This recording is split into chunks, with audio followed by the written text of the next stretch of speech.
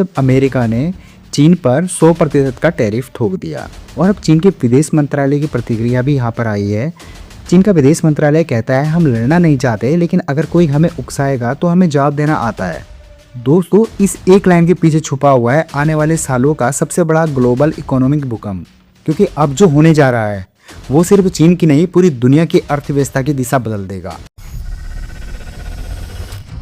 दोस्तों, कहानी की शुरुआत होती है 2018 से, जब अमेरिका ने पहली बार चीन पर टैरिफ लगाए। उसका आरोप था कि चीन सस्ता माल बनाकर दुनिया के बाजारों को डुबो रहा है।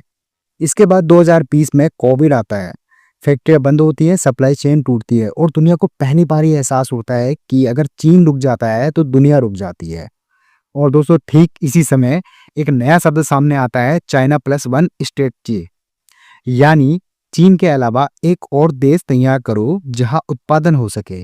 तो दोस्तों, अभी 2025 में अमेरिका ने फिर ट्रेड वॉर छेड़ दिया है। पहले अप्रैल 2025 में 145% का टैरिफ लगाया था। फिर मई में दोनों देशों ने इसे अस्थायी समझौते के तहत 30% पर लाया था। लेकिन अब अक्टूबर 2025 में अमेरिका ने फिर 100% का टैरिफ ठोक दिया है। यानी अब ट्रेड वॉर 2.0 की आधिकारिक वापसी हो चुकी है। दोस्तों, साल 2024 में अमेरिका ने चीन से लगभग 550 अरब डॉलर का माल खरीदा था। जो सबसे ज्यादा आयात हुए थे वो थे इलेक्ट्रॉनिक्स के सामान, जो कि 127 अरब डॉलर के थे।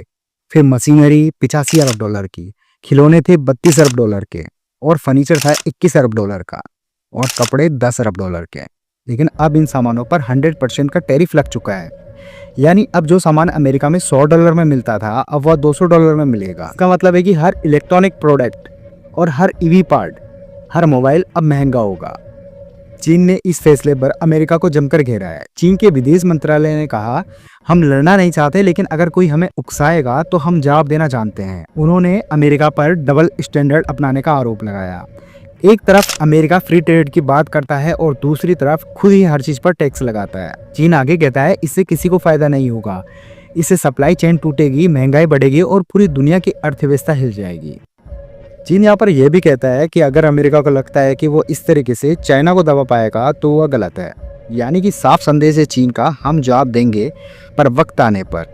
दोस्तों, अब बात करते हैं कि ग्लोबल मार्केट पर इसका क्या असर हुआ या होगा। पहले तो जैसे ही टैरिफ लगाने की घोषणा होती है, सीधा अमेरिका के मार्केट पर पहला असर होता है। अमेरिका का शेयर बाजार इंडेक्स S&P 500 लगभग 2.7% गिरा, नैस्डैक कंपोजिट 3.6% गिरा, डाउ जोन्स करीब 600 पॉइंट नीचे आया। टेक कंपनियां जैसे एप्पल, टेस्ला और इंटेल को झटका लगा, क्योंकि उनका ज़्यादातर प्रोडक्शन चीन से जुड़ा हुआ है। लेकिन चीन की हालत भी यहाँ पे खराब रही। संघाई का जो मार्केट था 3% गिरा और युआन कमजोर हुआ।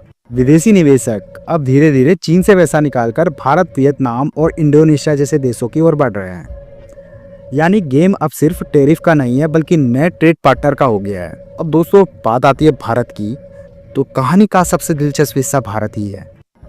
भारत पहले से ही अमेरिका को हर साल 86 अरब डॉलर का माल बेचता है। अब जब चीन का सामान महंगा हो गया है तो अमेरिकी कंपनियां भारत की ओर देख रही हैं।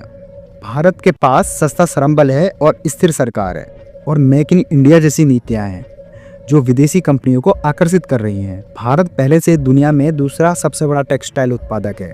खिलौनों की बात करें तो अब चीन की जगह भारत की फैक्ट्रियां ऑर्डर ले रही हैं। इलेक्ट्रॉनिक्स की बात करें तो फॉक्सकॉन और एप्पल ने भारत में प्रोडक्शन बढ़ा दिया है, और फर्नीचर के लिए भी यूरोपीय कंपनियां भारत से डील कर रही हैं। यानी अगर सही दिशा में काम हुआ तो आने वाले कुछ सालों में मेक इन इंडिया पूरी दुनिया में दिख सकता है। दोस्तों, भारत के स्टॉक मार्केट की बात करते हैं तो भारत का स्टॉक मार्केट अभी साइलेंट मूवमेंट में है। निफ्टी अभी 25,285 के आसपास है, लेकिन विदेशी निवेशक तेजी से खरीदारी कर रहे हैं। अनुमान यहाँ पर यह लगाया जा रहा है कि अगले 5 से 6 महीनों में भारत में 5 से 7 अरब डॉलर का विदेशी निवेश आ सकता है। इनमें सबसे ज़्यादा फायदा जिन सेक्टरों को होगा वो है इलेक्ट्रॉनिक्स और हार्डवेयर, टेक्सटाइल और गारमेंट्स, FMCG कंपनियां। और अगर निफ्टी 25,550 पार करता है तो एक नई तेजी की लहर शुरू हो सकती है। तो दोस्तों, भारत के लिए अवसर और चुनौतियां दोनों हैं। मौका बड़ा है लेकिन चुनौती भी कम नहीं है। भारत को बिजली, लॉजिस्टिक और नीति स्थिरता पर काम करना होगा। अगर ये तीनों चीज़ सुधर गई तो भारत अगले 5 सालों में चीन के बाद दुनिया का तीसरा सबसे बड़ा मैन्युफैक्चरिंग हब बन सकता है। यानी ये एक ट्रेड वॉर नहीं है, बल्कि भारत के लिए भारत के आर्थिक भविष्य का मोड़ है। FIEO के अध्यक्ष एससी रल्हान ने कहा है अमेरिका के इस फैसले से भारत के एक्सपोर्टरों को बहुत बड़ा फायदा होगा। PRI की रिपोर्ट बताती है सेमीकंडक्टर और टेक सेक्टर में भारत की डिमांड बढ़ेगी। रीडर्स के अनुसार यह पूरी दुनिया की सप्लाई चेन के लिए रिलायमेंट की शुरुआत है और भारत इसका सबसे बड़ा लाभार्थी बन सकता है। दोस्तों, अगर कल एप्पल, टेस्ला और नाइक जैसी कंपनियां भारत में फैक्ट्री लगाने का ऐलान कर दे तो हमारे रोजगार, निर्यात और शेयर बाजार पर क्या असर पड़ेगा? भारत इस मौके को सही से भुना पाएगा या ये मौका इतिहास बन जाएगा? अपने विचार कमेंट बॉक्स में जरूर बताएं। अमेरिका और चीन की ये जंग भले ही दो देशों के बीच की हो, लेकिन इसका असली फायदा किसी तीसरे देश को मिलने वाला है और वो है भारत। और भारत अगर इस मौके को सही दिशा में ले जाता है तो आने वाले कुछ सालों में मेड इन इंडिया सिर्फ एक नारा नहीं बल्कि एक वैश्विक सच्चाई बन जाएगी। और यही कारण है कि कई एक्सपर्ट्स कह रहे हैं trade war 2.0 India's biggest opportunity. तो दोस्तों, आपको क्या लगता है, क्या भारत इस ट्रेड वॉर में साइलेंट विनर बन पाएगा? कमेंट में अपनी राय जरूर लिखिए। और अगर आपको मेरा वीडियो अच्छा लगा हो तो प्लीज़ वीडियो को लाइक कीजिए, शेयर कीजिए और ऐसे ही वीडियो के लिए मेरे चैनल को सब्सक्राइब कीजिए।